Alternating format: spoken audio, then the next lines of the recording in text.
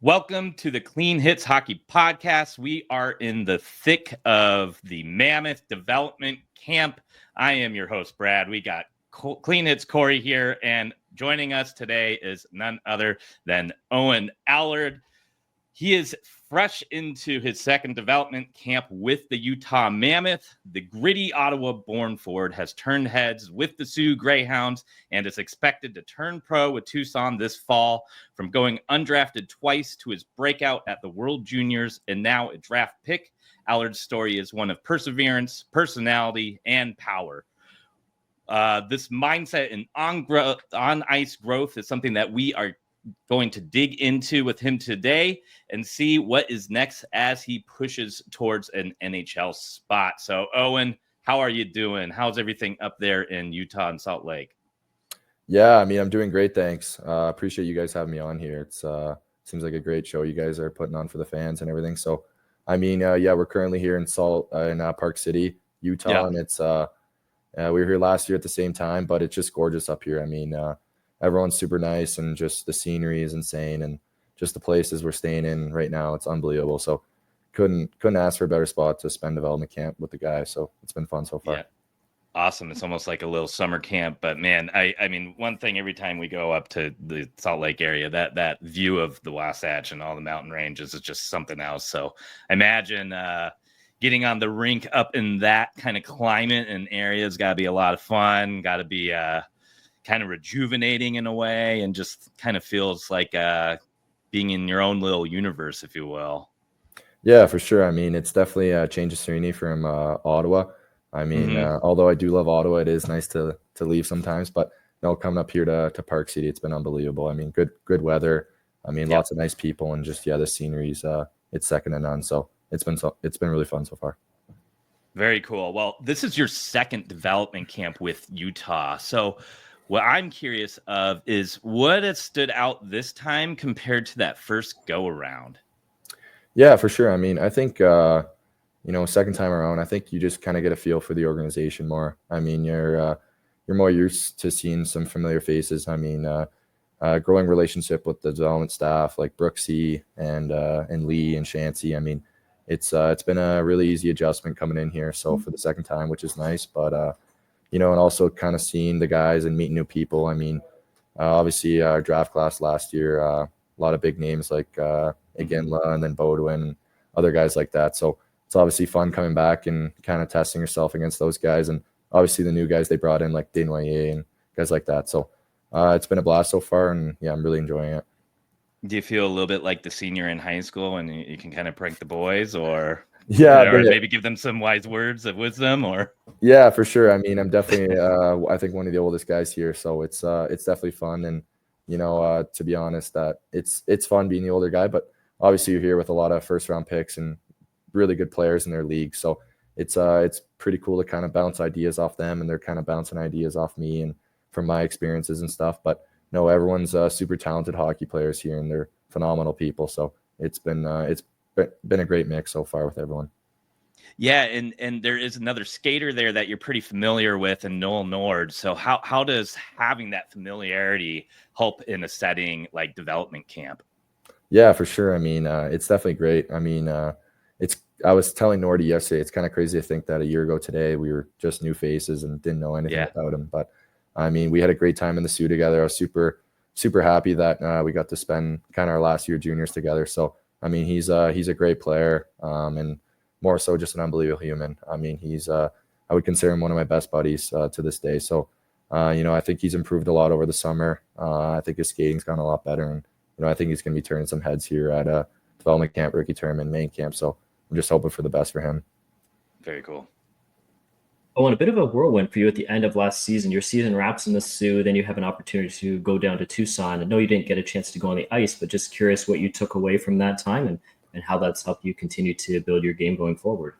Yeah, for sure. It's definitely cool getting a taste of pro hockey.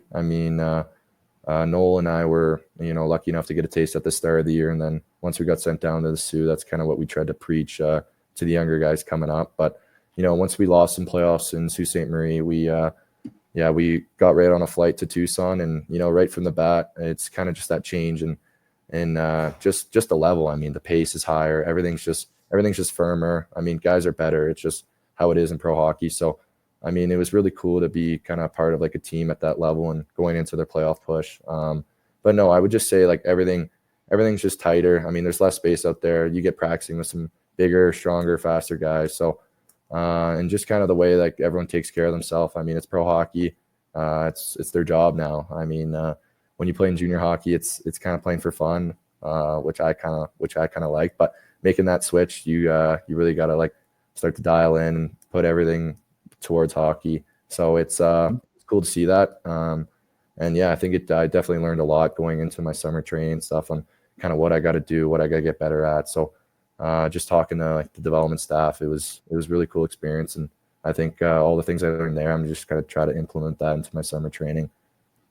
And I can't imagine how many different flights it would have been to go all the way from the Sioux all the way down to Tucson. I don't imagine that's a direct flight.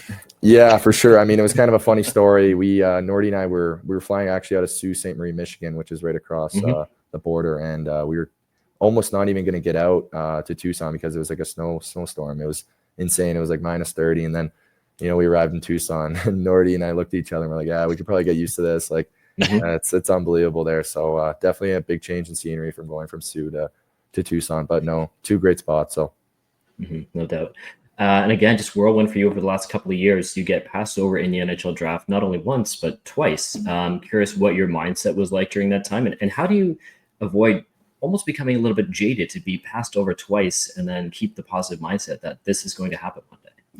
Yeah, for sure. I mean, back then when I was first draft eligible, I would have been 17 years old, coming off my rookie season in the OHL with the Sioux Greyhounds. And, I felt I had a good enough season to probably be drafted, but I know there's definitely more that I wanted to prove. And, I think the opportunity, I didn't get as much as I probably wanted. We had a really good team that year. So playing behind names like Roy Cairns, Tanner Dickinson, Bryce McConnell-Barker, I mean, all high level, all signed in the NHL, and, guys that play an NHL game. So I felt like, I did well for the minutes I got, but clearly it wasn't enough to get drafted. So, I just tried going into that summer just thinking, just working hard and trying to prove people wrong. And, I was lucky enough to get invited to the Ottawa Senators development camp. So that was kind of nice. I'm a hometown boy from Ottawa. So getting that chance was really cool. And then I guess 15 minutes into the first practice, I tore my labrum, kind of a weird hit, and dislocated my shoulder. So that was definitely not expected, but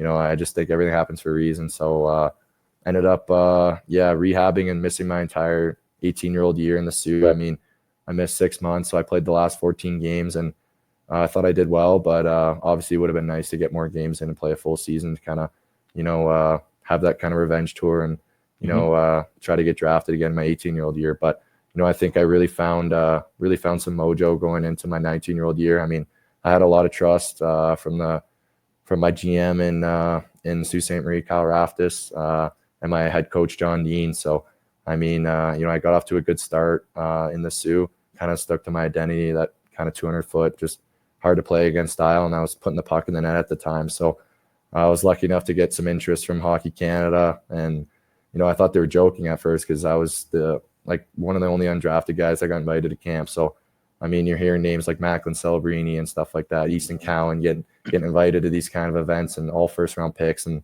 here I am as a guy that's undrafted that just kind of had a good start to the season, getting invited to that camp. And then, I ended up making the team and having a good tournament. And that's kind of where I think NHL interest grown in my game. I mean, lots of teams started to reach out after that tournament, and that's kind of where I put myself on the map. So, I mean, it's definitely an unexpected story, lots of ups and downs, but, I think it made me stronger in the end. So I'm lucky to be a part of this organization now, and I'm super thankful that Utah took a chance on me in the 5th round. So just to be here speaking to you guys, it's honestly an honor. So I'm really excited for what's to come, and excited to get going next year, my first year pro.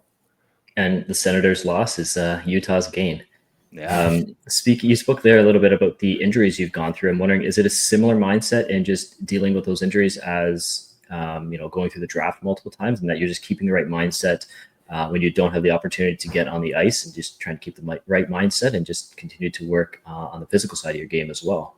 Yeah, for sure. I think it's kind of just that daily mindset. I mean, just trying to get better every day, like 1% better. So, I mean, I was talking to Vince Lodato, our mental performance coach here in Utah, and it's something that's always stuck with me from what he said was smooth waters made a skilled sailor. So I just really think about that, and I think that's kind of like correlates to kind of how I've done my hockey career the last 4 years. I mean, lots of ups and downs, but it makes you stronger in the end. So, but yeah, no, I think I learned a lot about myself in the time that I was injured, and it made me stronger mentally, and it's kind of forced my identity into who I am right now. So amazing. Yeah, that's a great quote too, and kind of goes right into something I'm curious about, and if there is any particular elements to your game that the Utah staff is asking you to specifically work on, and if maybe not something that the Utah team is asking for you to do, is there something you are concentrating on? Yeah, for sure. I mean, I think my play style is definitely a 200-foot centerman. I think I'm a versatile player because I can play the wing. I mean, I think I showed that at the World Juniors. I was playing wing a lot. I never really touched the middle of the ice. So I think, just stuff I've been working on this summer is just kind of perfecting my skating. I think skating's kind of been my strong suit, and it's gotten me to where I am today. But just really working on efficiency and, just trying to maximize efficiency. And that's something I've been focusing on. And as well, I think, I think I'm a guy that can chip in offensively and score some big goals. So I think just working on my shot, that's been something that's I've been working on a lot this summer, just trying to get a quick release off and not stick handle as much and just not dust the puck when I receive it. So, and also, I mean, Brooksy and Lee and Shanty, all the development staff are really trying to get me to use my body more. I mean, I'm a big player and I'm a fast player. So I think the more I use my body, I think that'll help create space and, make plays for my teammates and create open ice. So I think if I just stick to that, that's kind of been my bread and butter my whole career, just fast, strong, and, kind of that power forward style. So I think if I do that, I'll have a good chance here. Very cool. Well, now that we're at development camp, some of the fans are kind of curious. So what a typical off ice day at dev camp can look like? Has anything changed from last year? No, nothing's really changed that much. I mean, to be honest with you, I was talking to some of the guys. They are pretty busy days. We're depending on the day, you're probably waking up around 6:30. You got breakfast at 7, and then bus probably leaves at 7:30. You get to the rink.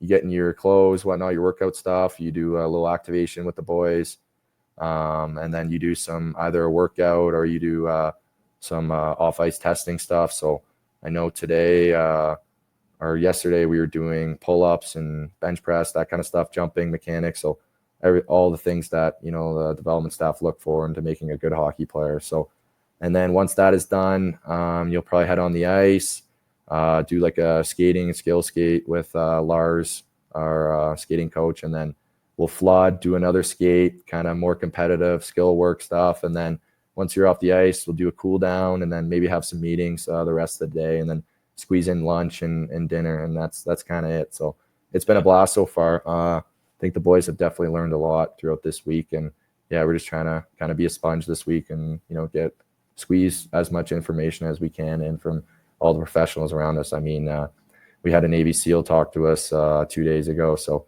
that was really cool. Learned a lot from him. So it's been great so far. Very cool. Mm-hmm. Oh, and just one more question from me, something we like to ask usually a lot of the guests that come on. NHL player that you looked up to, is there a player that you build your game after, or a player who, pieces of their game that you'll try and put into your own game? Yeah, for sure. I mean, growing up in Ottawa, I was always a big fan of Mike Fisher. I love number 12 because of him. And, I think just an honest player, plays on both sides of the puck. And, I mean, he's had a great career, played over 1,000 games. So, I mean, just a really good player, hard to play against, good leader, humble person, and, obviously a gifted scorer as well. I mean, chips in offensively. So I think, I'm just trying to look up to him. And, I mean, he's an amazing person as well as a hockey player. So that would be the guy I look up to. Mm-hmm. And if you think of players who play Bill Armstrong hockey, Mike Fisher might be right at the top of that list. Yeah, for sure. And that seems like one of the ideal BA models right there.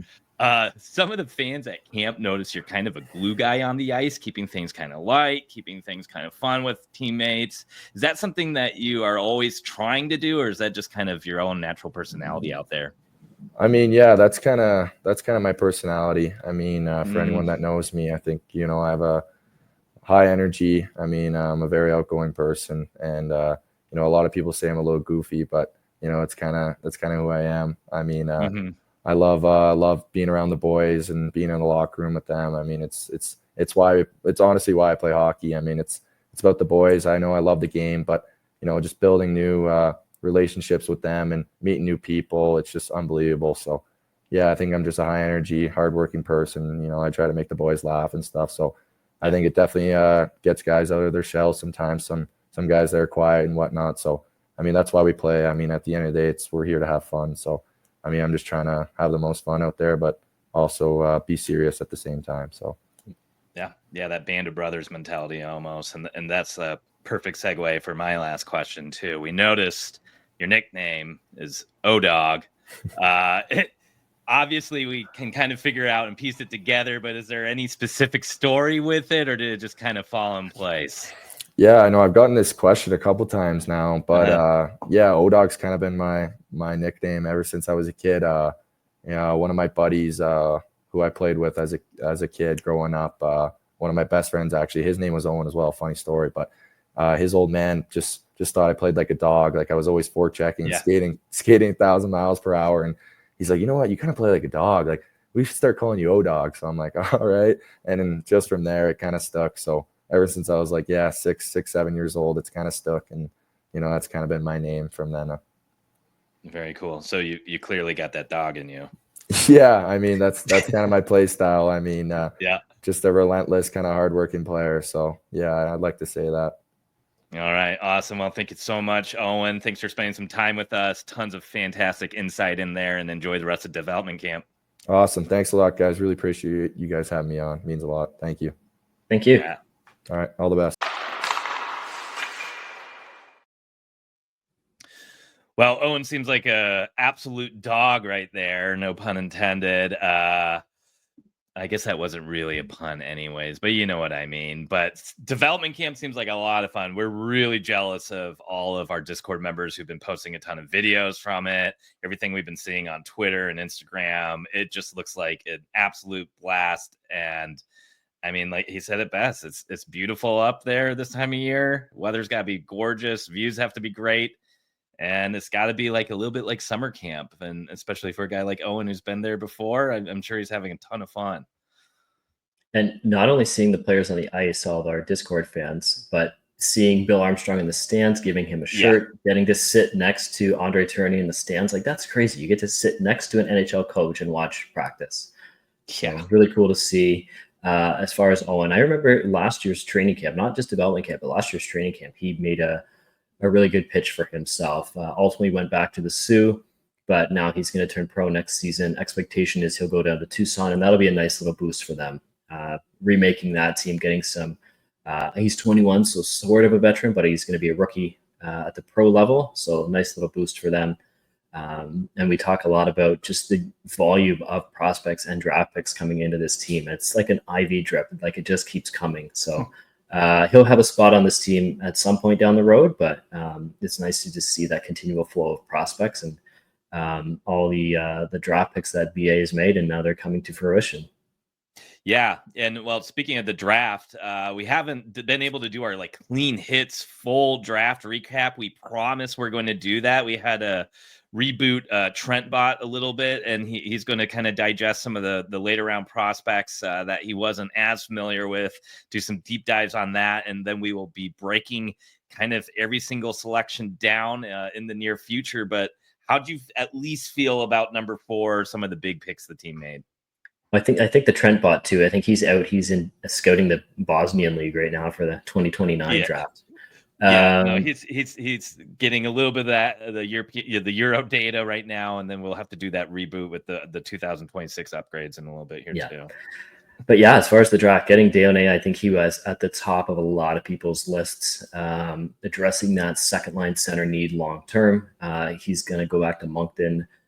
for at least one more year here. But, nice to know that's addressed long-term, where we're looking at Logan Cooley on the top line, Dana on the second, and, Barrett Hayton on the third. And then we have some other options too, Cole Baudouin. So second line center is a need for probably 2/3 of the NHL right now. Our NHL roster probably still needs one, but long-term, it's nice to know we have one. And, this is a prospect that I liked a lot. I didn't really see any flaws or negatives in his game as compared to some of the other players around him. So he was certainly near the top of my list, and happy to get him at 4. Yeah, same here. I don't remember who you said you were hoping for at 4. Was Desnoyers yours? Desnoyers. And now I need to learn how to pronounce his name. Desnoyers. I should have this as the Canadian, right? And him being French Canadian. But I'll get there. Yeah, well.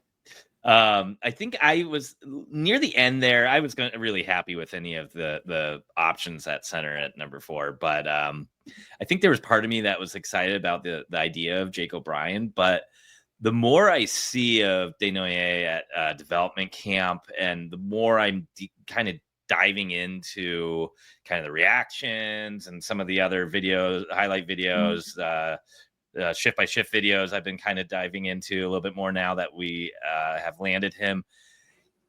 There's a lot more upside there than maybe he was originally pitched for. And I think a lot of people really wanted to focus on that two-way game. But don't forget, this kid is going to be surrounded by top and high-skilled wingers. I mean, he could have Peterka and Iginla on his wing. He could have Clayton Keller or Gunther on his wing.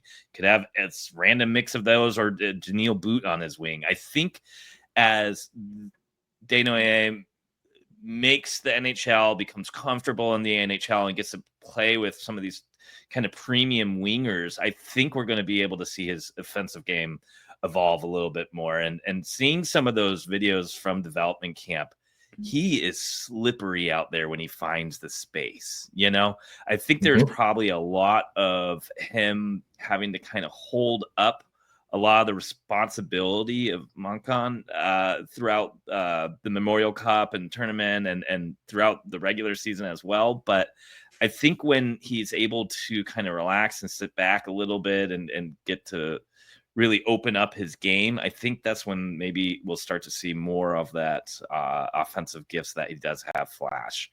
I don't know. It feels very exciting to know that our 1-2 punch is kind of locked up in the middle.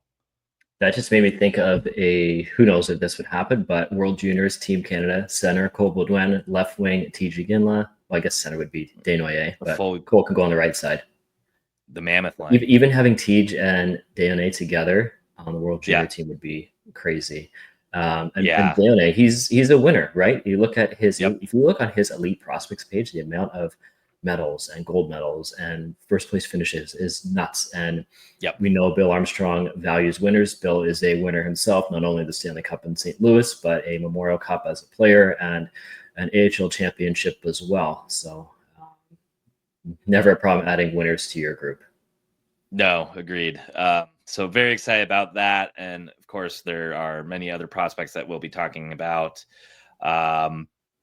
in later episodes to come. But yesterday, free agency opens up, and the Utah Mammoth makes some selections. Before we kind of talk and break down those and the new pieces that they've added to the puzzle, I do want to quickly mention, if you want to help support Clean Hits, you can go over to shop.cleanhitshockey.com. Pick yourself up some swag if you're going to go down to development camp or training camp, which is coming up, and want to have some new gear to show off. You can get over there, get your Logan Cooley Low Cool t-shirt, Mr. Versatility. We got our Sergachev Elite t-shirt. Of course, the Mammoth Club. I think this one's kind of becoming iconic now, dare I say. We even have hoodies of that as well. And, well, speaking of iconic, I'm sorry. And then, of course, the Dylan Gunther Costco Club Co. shirt, all of which can be had at shop.cleanhitshockey.com. A great way to support the podcast, get some cool, unique Utah Mammoth gear, show it off to all your friends, or come and join us at the Discord at Discord, or yeah, discord.cleanhitshockey.com. Lots and lots of chatter with free agency. It's kind of been nonstop, extremely difficult to keep up. We keep on getting new members and friends over there every day. We got people from going to development camp posting photos and videos. It's lots of fun and a great way to kind of keep up with the team. So again, you can find us at cleanhitshockey.com, shop.cleanhitshockey.com, or discord.cleanhitshockey.com. And if you like this video, give it a like, give it a comment, give us a subscribe. That also is a great way to support the podcast. All right. So 2 big-ish moves. We're not going to count JJ Peterka. I just kind of want to talk about what happened on free agency. 2 big-ish moves, medium-ish moves. I wouldn't call them mammoth-sized moves. And then 2 necessary ones, let's say. So let's start off with the 2 bigger ones. And the one that I was really excited about was Brandon Tanev, locking him up for 3 years, $2.5 million. This is a guy, I didn't want to say it during the interview with Owen Allard, but that is a guy that I could see him modeling his game after. I love the Mike Fisher comment, but I was really keeping my fingers crossed that maybe he was going to drop Tanev's name. This is a player I've really loved since he kind of found his groove in the NHL and that last year in Pittsburgh. And then he really became a player in Seattle when he was taken by the Kraken in the expansion draft. He does everything that this team needs. There's a component to his game that reminds me of Michael Carcone, but a much larger Michael Carcone, where it's just all motor, all day, all gas, no breaks, can score, can get you some timely points, big vocal player. And I think he averages about, I would need to pull it up again, I believe it was over 3 hits per game in the playoffs, the times he's played with limited minutes. So this is that type of grit that I think is going to be a very welcomed addition to the team. Yeah, he's a warrior. He's a pest to play against. If you want to talk about who he kind of reminds us of, if we want to throw back to our Arizona days, he's almost kind of a winger version of Boyd Gordon with that willingness to just sit in front of pucks. I was surprised that he didn't sign in Toronto. He's from Toronto. His brother plays there. This is the type of player who can help you win in the playoffs because they will just do anything to win games. So I was very surprised he didn't sign there, but very happy he did sign in Utah. He can be a player that helps us make that next step in getting towards the playoffs. He can get you about 25 points. Like you said, I love that all gas, no breaks, because that is exactly the type of player that he is. Yeah, absolutely. And right now it's pretty easy to kind of imagine that he'll be slotted on that 4th line with Alex Kerfoot, Stenlund, and himself. But this is a type of player that can move up a little bit. He can bring timely offense. I know his point totals won't necessarily pop off of the screen for you, but he does have a good amount of speed. He is able to kind of keep up with the play. Maybe not the best finisher in the world, but he has had a 16-goal, 30.5-point season that second year with the Kraken, which was a full 82 games. That is where he's topped out so far, but has 3 seasons here in double digits for goals with 11, 14, and 16 being his top 3. 2 other seasons with 9 goals, including 10 last year when you add the Winnipeg 19 games with them on top of the Kraken. So again, that's going to be decent depth scoring. And we saw at times throughout last season that was an area where this team could struggle in. If the Gunther Cooley line wasn't going at the same time the Keller Schmaltz line were going, kind of felt like the scoring was drying up. If we can get an extra 10-ish goals from the bottom 9 than we had last year, that could go a long way. So I'm excited. He's a spark plug, and I think that's kind of what we need right now. And do you remember the 4th line, 2019, when Bill Armstrong's St. Louis Blues won the Stanley Cup? It was Oscar Sundqvist, and I think the other 2 were Patrick Maroon and Ivan Barbashev. I think that was the 4th line. Right. And I remember a Bill Armstrong quote talking about those 3, and he said, they were just an absolute pain in the ass to play against on the forecheck, where they would run the show of the opposition. They wouldn't get a ton of ice time, but they would get their 12, 15 minutes, and you don't want to go up against them because they're just relentless and they're irritating. And I think if you can put him with a Kevin Stenlund type, and we know how he plays, there's a lot of really big Kevin Stenlund fans in San Jose. You put him with Brandon Tanev and maybe an Alex Kerfoot, and if they can go out there and just not just eat the clock for 12 to 15 minutes, but just be annoying to play against, that's great. And Tanev especially, he can do the penalty kill as well. So very versatile type of player. Yeah. So more voodoo dolls to be made in San Jose. That there's that ability for Tanev to be able to move up to that third line too. And Bill Armstrong actually had a quote after signing him yesterday that he's the type of player who could be on the third or second line. And I do believe Tanev had some time on the second line in his career high with Seattle.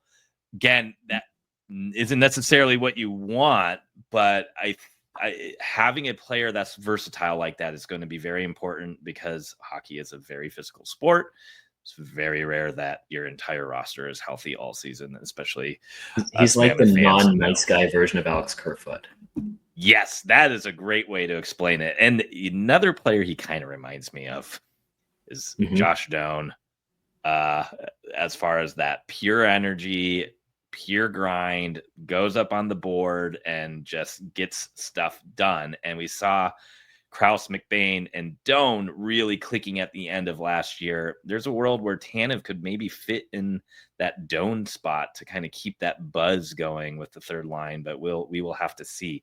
But that's a little foreshadowing because not only did we replace Doan with an older and maybe not as high upside player as him, we also found a great way to replace Michael Kesselring's spot on the roster after both Doan and Kesselring were traded for JJ Peterka. And that was Nate Schmidt, who also signed a 3-year contract with $10.5 million total with the Utah Mammoth. And man, that was another one who was not on my radar at all. Same. And after the Panthers have once again rejuvenated the career of a defenseman, after they did so with OEL 2 seasons ago, they did so with Nate Schmidt this year.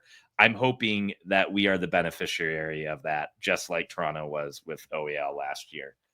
Yeah, and just keep signing Stanley Cup winners away from the Panthers, right? Did it last year with Stenlund and then 2 more this year. Nate Schmidt, like you said, was not someone on my radar. I don't think I even realized that he was an unrestricted free agent.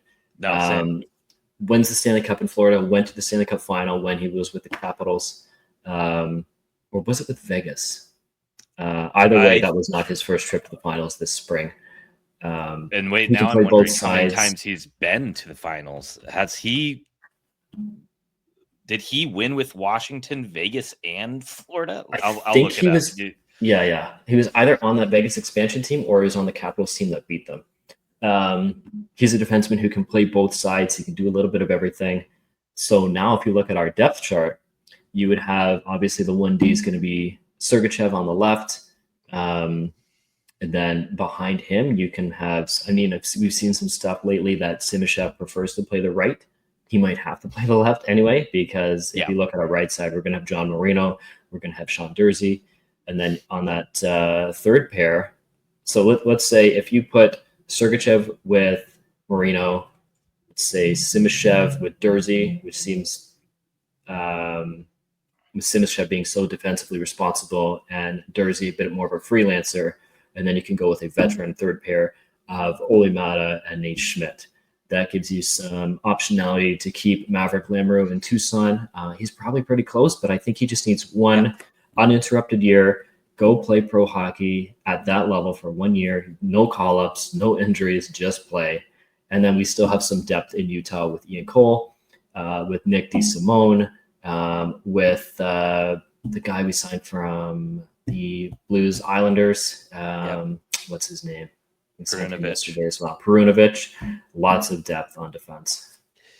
Yeah, and I'll go back to the depth on defense in a moment here. I do want to talk a little bit more about Nate Schmidt. So one, he has only won the one cup with the Panthers. He was part of expansion from Vegas, so he made it to the finals against his former team, but unfortunately lost. Right. And then before Vegas got back to the finals, had been moved to the Canucks and then to the Winnipeg Jets. But this is to me like one of the ideal versions of a two-way defender. You know, his point totals are generally in the 30s as a high and in the like high teens. He gets a good ratio of goals to assists.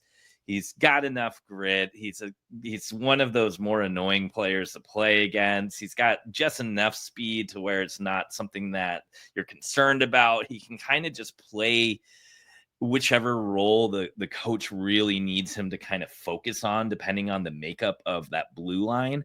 And I know we call Keller Mr. Versatility, but to me, he's a very versatile player. Yeah, for the blue line, and I really like that in a third pairing defenseman. Sometimes I think having a shutdown, stay-at-home guy on your third pairing can be a little limiting, because maybe you have an injury and now you're stuck with two shutdown guys on the third pair, or worse, you have some injuries and now you have to have kind of a puck-moving guy who doesn't really eat much minutes, and then the shutdown third pair guy is just kind of in that role, and there's not as much chemistry. So I really like the idea that Schmidt can kind of play as needed in different roles throughout the year, and depending on the makeup of who he plays with. And for having him locked up for 3 years at a good AAV, granted he's already 31 or 33, so that'll bring him to be 30. He's about to be 34 too, actually, so he'll be 37 by the time that contract ends. But again, that's a great depth guy, versatile, should be able to play different roles as that evolves. Now, going into the depth, so that brings us to another signing, Perunovic. This was a different type of defender. He's a little bit on the small side, a little bit speedier, was a highly touted prospect for a little bit, kind of a puck-moving defenseman. To me, he's kind of like the opposite of DeSimone, where maybe DeSimone's a little bit more in that Nate Schmidt world, where he's got a lot of ability to be more of a shutdown two-way guy, maybe pick up the play a little bit at times, kind of a lesser version of Schmidt.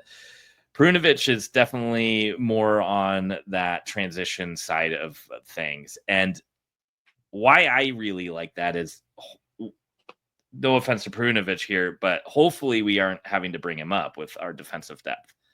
But if we do, we don't just have the one-sided type of player that we're bringing up, or we're not going to have too many shutdown guys. We're going to be able to have a mix. So let's say in the world where Durzi goes down, Perunovic may be the type of guy you want to call up because he's going to have a little bit better transition skills. If it's, Ian Cole who goes down, or Olimata goes down, then maybe you're putting DeSimone in the roster. It gives the team that flexibility to kind of have different looking blue lines depending on who's healthy at the time.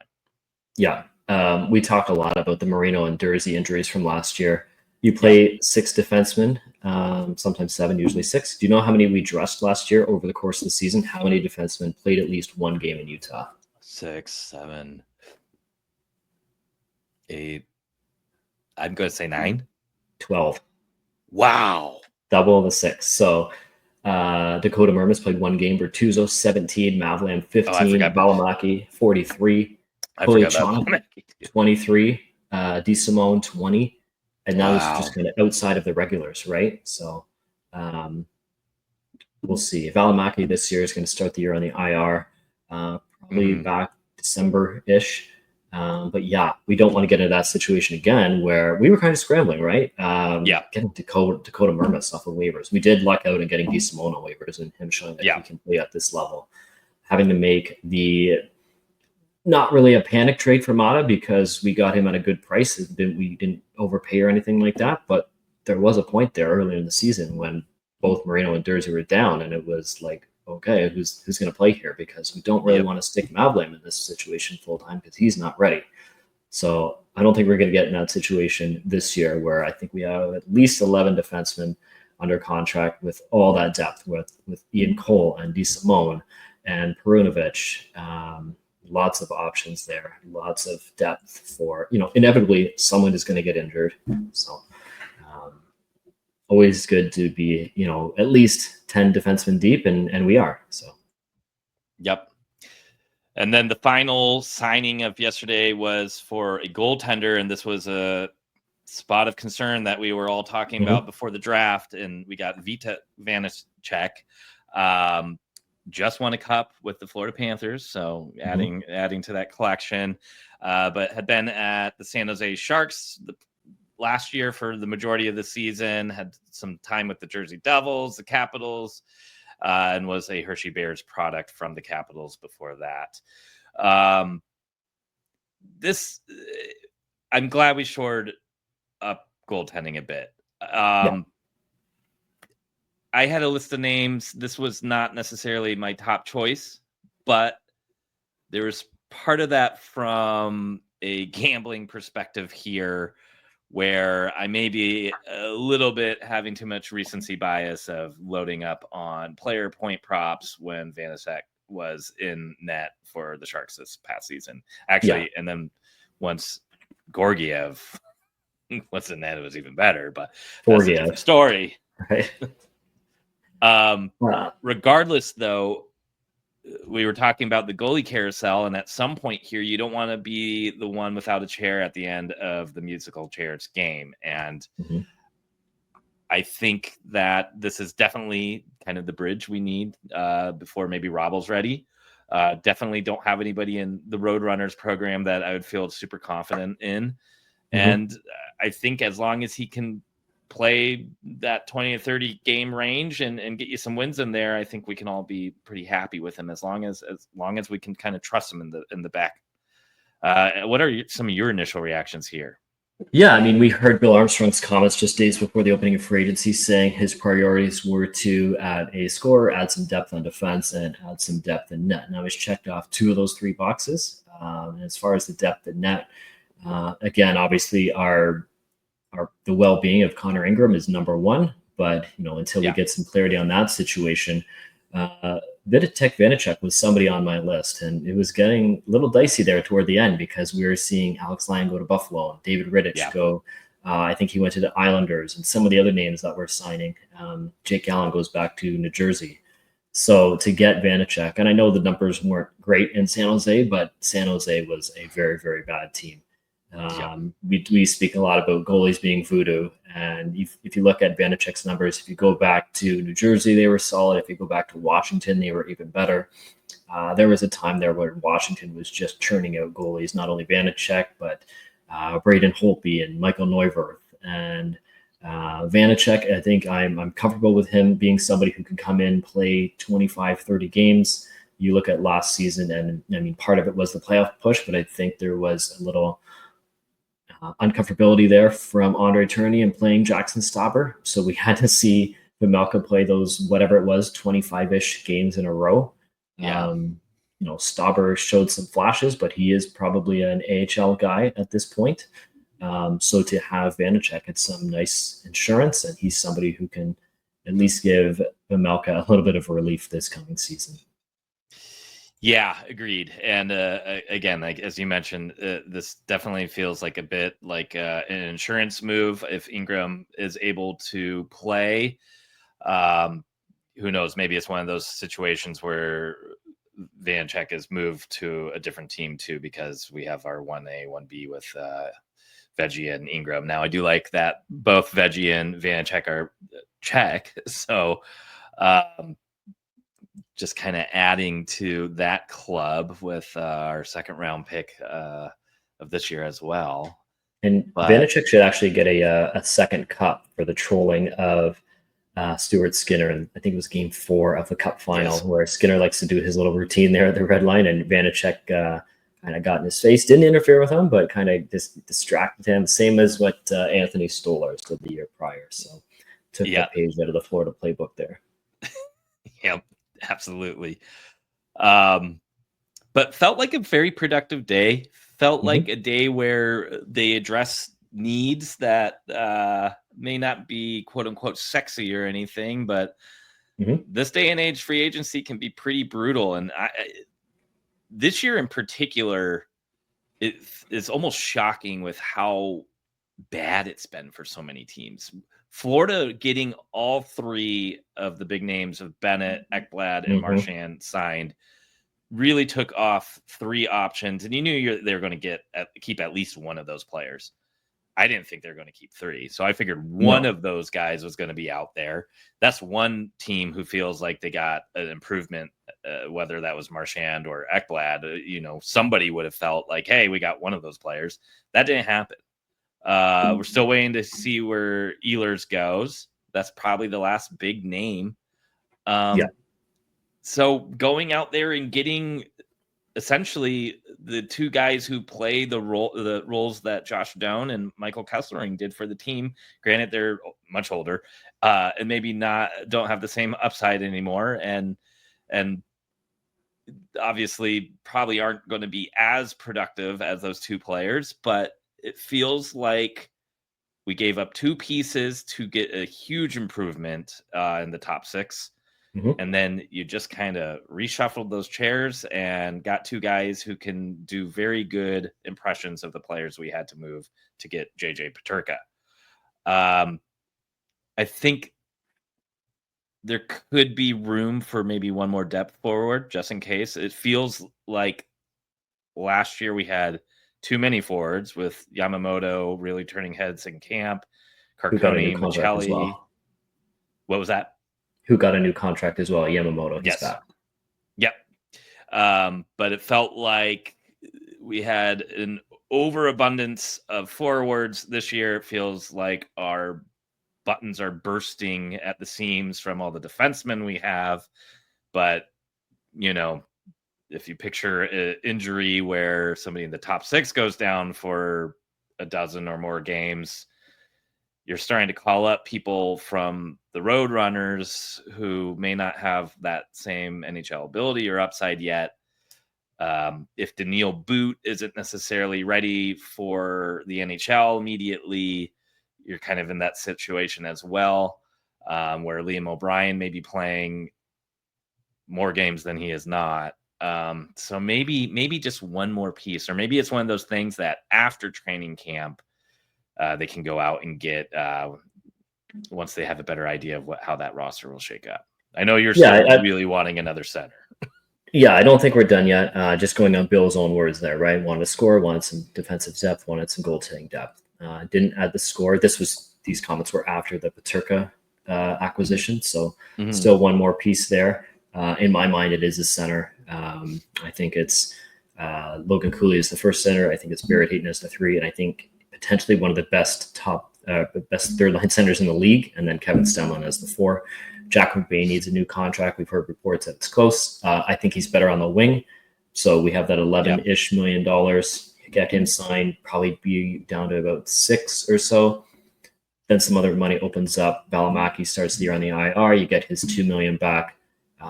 You probably tuck somebody away in Tucson for another $1 million. So you got about $8 million left to play with.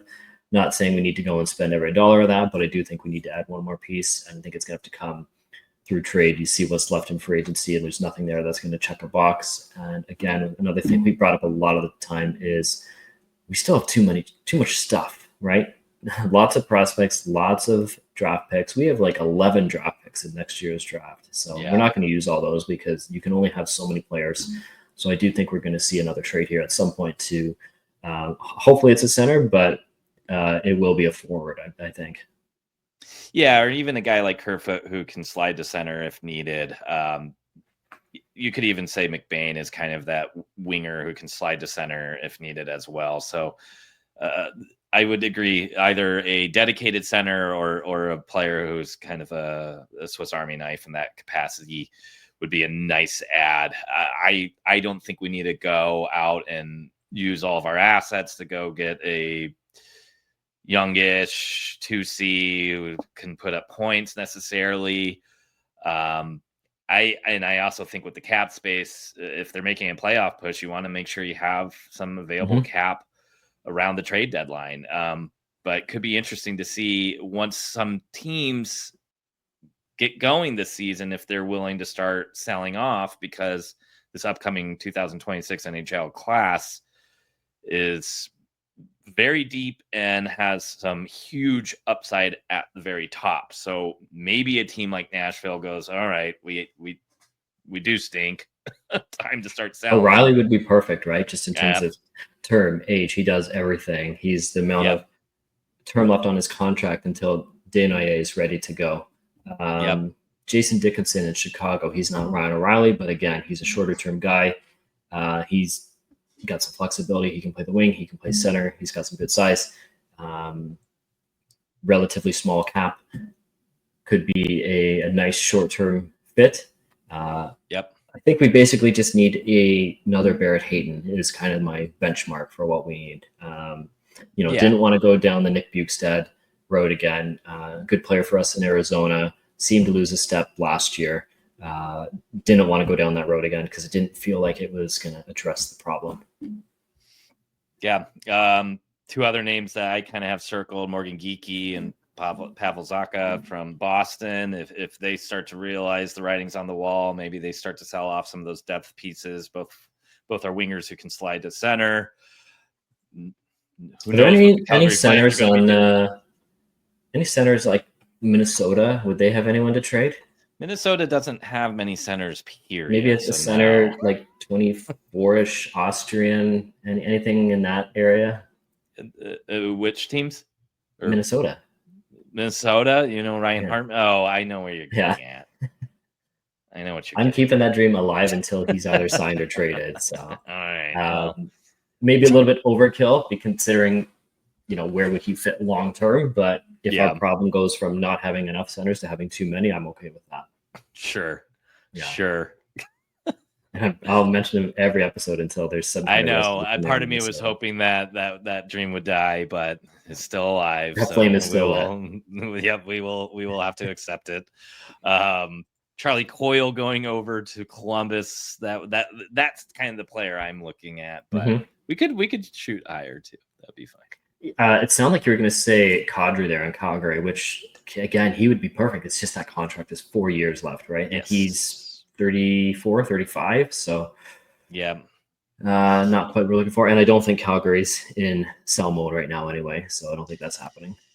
No, and even if they kind of roll into that as the season goes on, I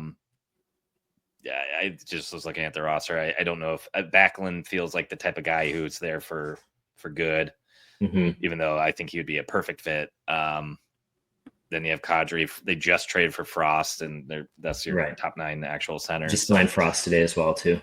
Oh, they did? Okay. Yeah. But yeah, it's dire out there. So maybe once teams start to figure out if they realistically want to keep that roster going, or if they realistically want a better chance for McKenna, things may open up. So I don't know. I'm kind of fine with staying put and going into training camp, seeing how like a guy like Daniil Boot translates, see if he can transition, and kind of go into the season as is, or by adding a depth guy. I would almost rather save the space and some of the assets to maybe make a trade by early November or so, though. Yeah, that works too. So are you thinking it's Cooley, Hayton, McBain, and Stenlund down the middle? Yeah, okay. I do. Yeah. That's not bad. It's thin in case there's an injury. Right now, I know Kerfoot can shift over. Schmaltz has played a little center. He's a lot better on the wing. But it does get awfully thin there, and it's not like there's much to call up in Tucson either, as far as a center. No, unfortunately not. Unless Mr. Owen Allard really impresses and can maybe slot into a 4-seed role if he gets that chance to get a call up and turn some ads at training camp. You never know. How's that for a transition? Right? Yeah, strong camp last year, and no, it'll be good to see him in Tucson. I think they need to kind of turn the leaf there and getting some new-ish veterans. I keep saying veteran when he's 20, 21 years old, but turn the page there and get the younger players to take the next step. And I think he's going to be a big part of that. Yep.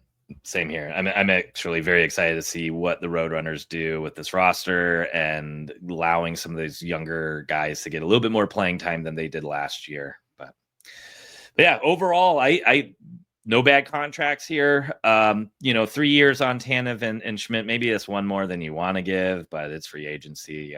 That's kind of what you got to do. Really like those pieces in terms of getting similar guys to the people we had to trade to get an asset like JJ Peterka. Thought the draft was great with getting Desnoyers at number 4. And again, we'll break down all the prospects drafted in more detail in episodes to come. And obviously, we will talk more and more about the roster as it continues to shape up as we get closer and closer to training camp. Corey, anything else you got? Waiting to see if Ken Holland's going to sign me to a contract. $9.5 million for Cody Ceci, and who was the other one he signed? Ceci and so I mean, you're in the age range for people he's looking for, right? Corey Terry can get a contract. Dumoulin and Ceci combined $9.5 million. So Ken Holland seemed to like Ceci, had him in Edmonton, bringing him over to LA. Really don't get that move for them, but no, maybe it's one more playoff spot opening up when LA misses. Unfortunately, though, it's the Pacific team, and with the way the playoff formatting is working right now, 3 teams from each division makes it. So yeah. But that's another thing we'll be doing this offseason is kind of power ranking all the teams again. If you missed it last year, you can see how me and Kenny did. I think it took us a couple hours, but we got through it all eventually. And then we'll definitely be doing that again this season. But yeah, feeling good. I feel like this roster is stronger than it was going into last year by a considerable amount. On paper, I like the way it looks. I think there's a lot of different types of players and mixes and matches that you can go with, and I'm excited to see how they ice it all. Yeah, it's been kind of one thing after another for the offseason, right? From the draft to free agency to the going back further with the name reveal. So let's just continue the drops of news coming here as we get closer and closer to rookie camp in September-ish. But that's quite a bit away, but we'll get there. Yep, absolutely. Well, again, make sure you give us a like, a subscribe, or a comment. Feel free to join our Discord at discord.cleanhitshockey.com or grab some swag like this Mammoth Club shirt at shop.cleanhitshockey.com. We appreciate you all. It's been a fun offseason already, and we still got loads and more to talk about. So we'll be catching you next time. Adios. We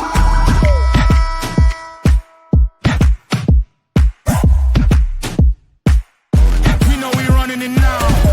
Watch the game change.